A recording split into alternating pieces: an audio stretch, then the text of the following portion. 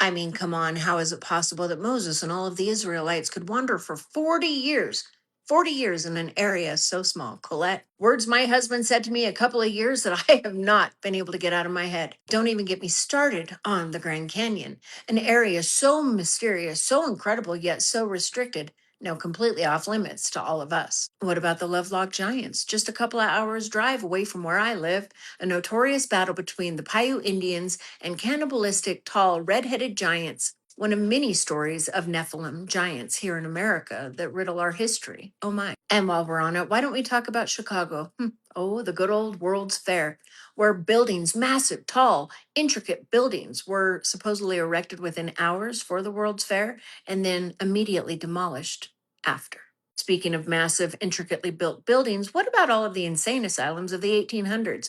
While people were pulling wagons with horses, barely living by campfires, no electricity, yet these massive, beautifully, well, constructed buildings were insane asylums. Multiple intricately built buildings with electricity to house people who were insane. So many mysteries that riddle our history here in America that have me always asking, but why?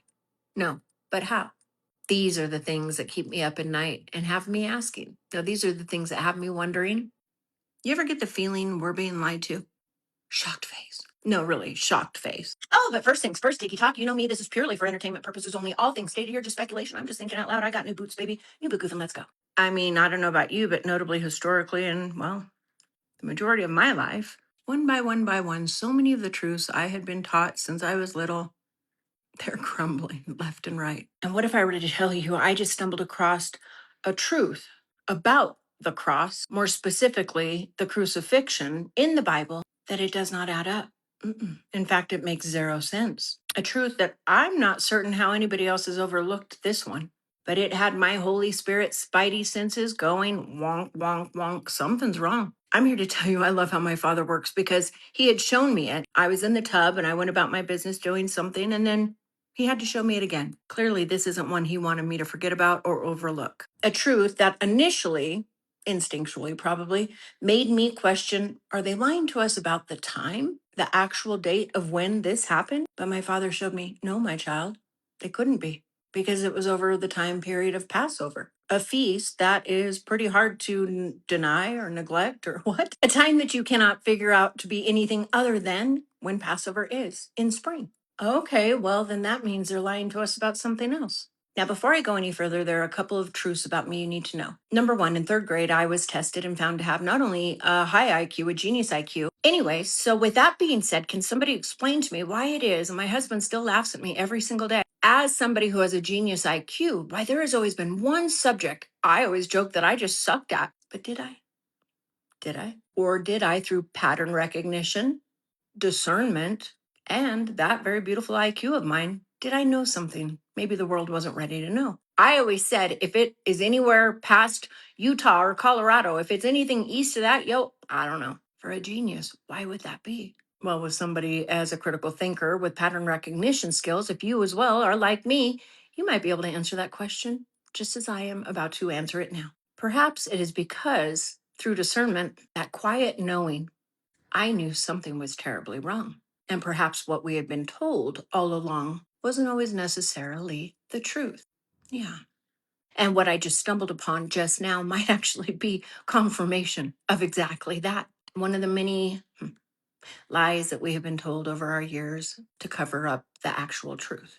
The world's called me a conspiracy theorist, but I know what I've been. A pattern recognizing, brilliant minded, beautiful little ray of sunshine with discernment and knowledge that even the world could never really understand. The other truth I need you to understand is I live in northeastern Nevada, the Nevada desert. My family and I go camping. Well, I used to, I can't anymore, but we go camping every July in the Owyhee Desert. You might think to yourself, woof, that's got to get real hot. Oh, it does. It does. Trust and believe it gets hot. But guess what else it gets? It gets dang near freezing cold at night.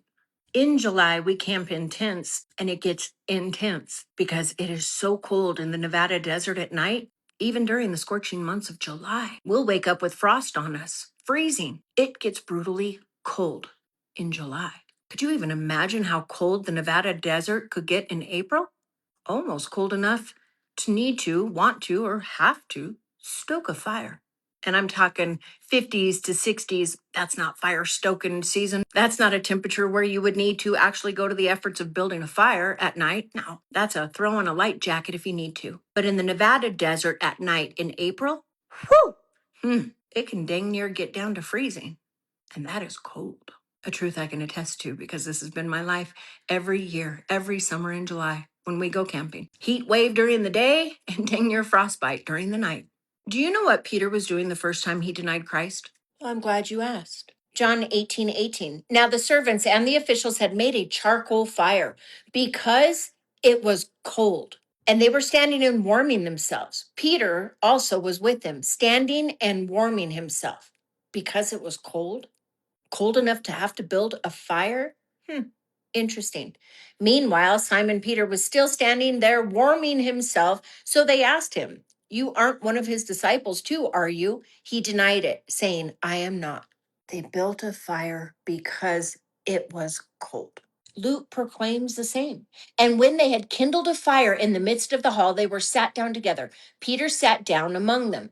But a certain maiden beheld him as he sat by the fire, and earnestly looked upon him and said, "This man was also with him." And he denied him, saying, "Woman, I know him not." Mark is following right along suit. Peter follows Jesus to the courtyard of the high priest, sitting with the guards and warming himself at the fire while Yeshua is questioned inside. As Yeshua's trial intensifies, a servant girl spots Peter near the fire, looks at him closely, and makes the final accusation. "You also were with that Nazarene Jesus," Yeshua, initiating his 3 denials. And Peter himself afar off, even into the palace of the high priest, and he sat with the servants and warmed himself at the fire.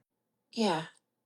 So we're not looking at a different time frame. We know when Passover is. That's almost impossible to fake. So what if it isn't a question of when, but more so a question of where? Do you want to know what the average temperature is in Jerusalem in the evenings of April? On an April night in Israel, temperatures typically drop to mid 50s to low 60s. Coastal spots like Tel Aviv hover around 57 degrees, while Jerusalem can dip to 55 degrees or cooler in the hills. The south near Eilat stays warmer, closer to 59 degrees, with clear skies and low humidity, making it feel pleasant. I said, "Would that be cold enough to warrant building a fire?" He said, "At 55 to 60 degrees, most people would just grab a sweater or a light jacket rather than build a fire. Those temps feel pleasantly cool under clear skies, not cold enough to justify effort or smoke unless you're camping or want the ambiance. In the hills, it might edge towards needing an extra layer, but a fire is overkill for typical evening." And remember, the Bible itself clearly said what? It was cold. At the Church of the Holy Sepulchre in Jerusalem, April nights typically drop to mid 50s. That's the same as the rest of the city since it's right in the old city at similar elevation. A light jacket or sweater would handle it just fine. Just out of poops and giggles and truly and purely discernment reasons. And I asked Leo, "Can you tell me what an April night weather would be in the Owyhee Desert?" An April night in the Owyhee Desert typically bottoms out around 29 to 31 degrees Fahrenheit. That's right at or just below freezing. So, yes, a fire would make a lot more sense if you're outside for any length of time. The air's dry and clear, so it can feel even sharper once the sun's gone. Daytime highs usually reach mid to 50s to low 60s in April in the northeastern Nevada desert, but those nights can get surprisingly cold. See, I've always had questions, certain questions. I'm certain questions that you probably have as well. Like, I don't know, the Grand Canyon, the lack of accessibility to it, why and how Moses and the Israelites would wander for 40 years would make a whole lot more sense if, in fact, that space that they wandered was much larger. I don't know, but that's just me over here critically thinking. But that's just the Bible saying during the crucifixion, it was cold.